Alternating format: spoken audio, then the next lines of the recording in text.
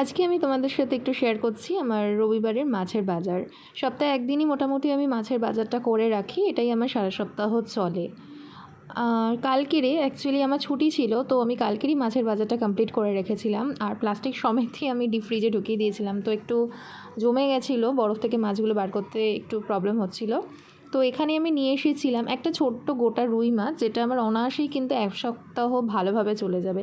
তো মাছগুলোকে আমি জলের মধ্যে দিয়ে নিচ্ছি, জাস্ট ঠান্ডা যাতে হয়ে যায়। এরপরে কিছুক্ষণ ভিজিয়ে রাখবো, মোটামুটি অনেকটাই রিফ্রেশ হয়ে গেছে।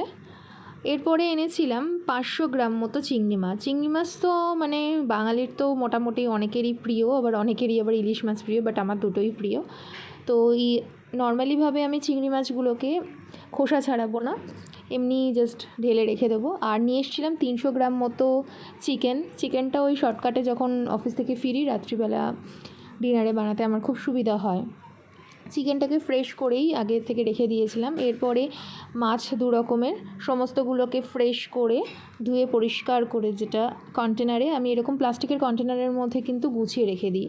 অনেকেই আছে নুন হলুদ মাখিয়ে রাখে, আমি কিন্তু কোনো রকম নুন হলুদ মাখাই না, জেনারেলি এইভাবেই রেখে দিই। যখন আমি রান্না করি তার 1 থেকে 1.5 ঘন্টা আগে ফ্রিজ থেকে আমি বাটিগুলোকে বার করে নিয়ে তারপরে আমি রান্না করি। তো এই আমার তৈরি হয়ে গেল মোটামুটি এক সপ্তাহের খাবার।